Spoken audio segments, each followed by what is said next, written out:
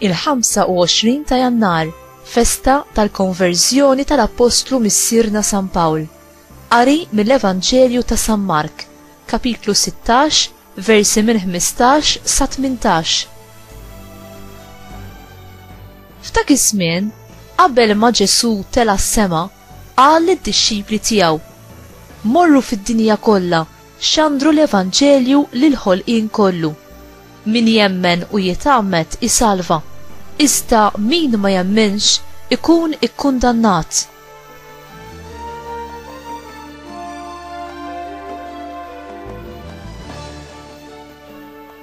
U dawn huma s-sinjali li jsieħbu lil dawk li jemnu.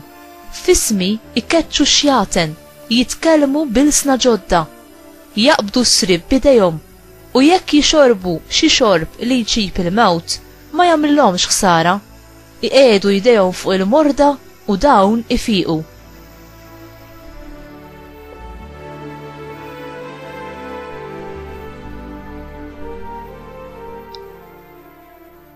Il-kelma tal-mulej, tifħir lilek Kristu.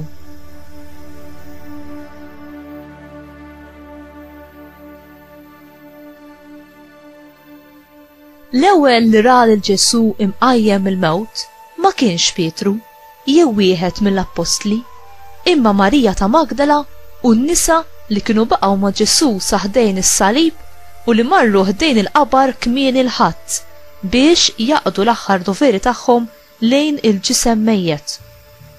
Sfortunatament għad-dixxipli ma jemnux dak li rrakkuntawlhom in-nisa dwar il-qawmien mill-mewt tal-imgħallem. Ġesu kellu jċanfar lill-Apostli minħabba nuqqas ta' twemmin tagħhom u l-qalb li kienet qibsa biex taċċetta l-qawmien.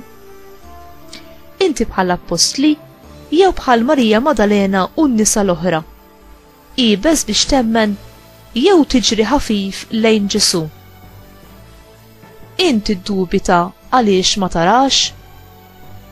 Il-mulej jagħmel lilu nnifsu preżenti għalina bil-ħidma tal-Ispirtu Santu u jagħtina d-don tal-fidi biex aħna narfuh personalment u biex nifmu il-misteru tal-mewt u l-qawmien tiegħu. Inti temmen f'kemtu u tfittex li tismaw ikellmek? Temmen fil-preżenza tiegħu fl-Ewkaristija? Temmen li hu jkun jistennik fit-tabernakli siket?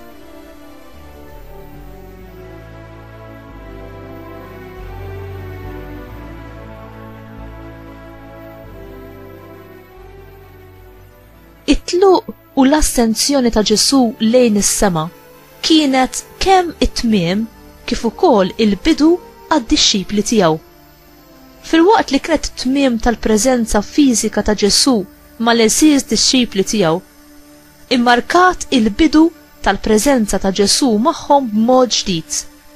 Ġesu wedhom li kien se jibqa' magħhom dejjem sal-aħħar taż-żmien.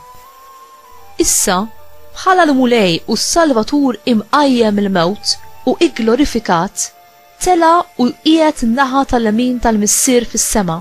Ġesu wiegħed li jibatilhom l-Ispirtu Santu li kien se jikkonsagrom bil-qawwa tiegħu fil-festa ta' Pentekoste, l-istess bħalma Ġesu kien ikkonsagrat għall-ministeru tiegħu fix-xmara Ġordan.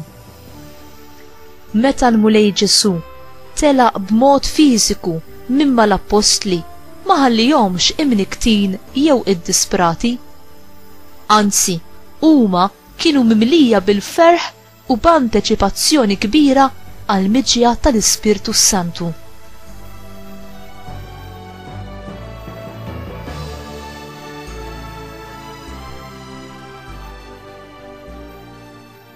L-aħħar kliem ta' Ġesu lill-Apostli jipponta lejn il-missjoni tas-salvazzjoni tiegħu u lejn il-missjoni tagħhom li jkunu xhieda tal-mewt u l-qawmien tiegħu li bihom salvana u jixxandru l-aħbar it-tajba ta' salvazzjoni lid-dinja kollha.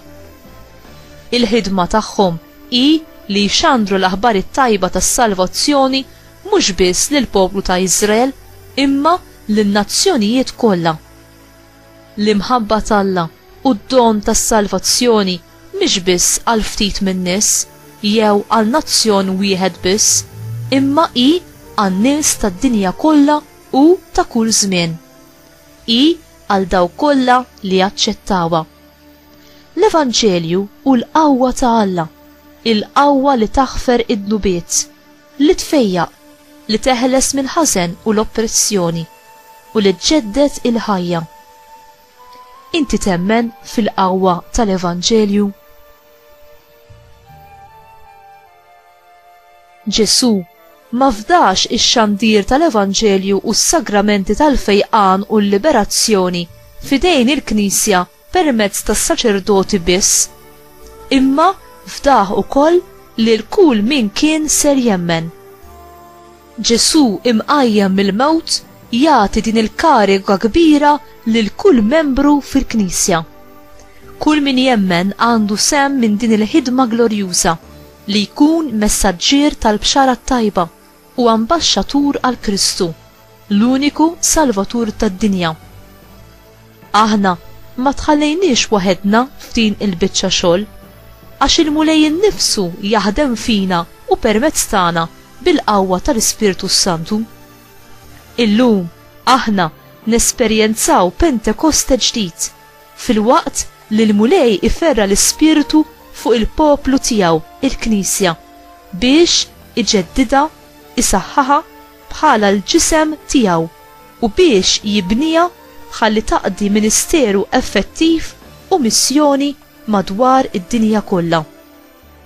U inti tagħti xhieda quddiem l-oħrajn tal-ferħ tal-Evanġelu u tat-tama tal-qawmien għall-ħajja?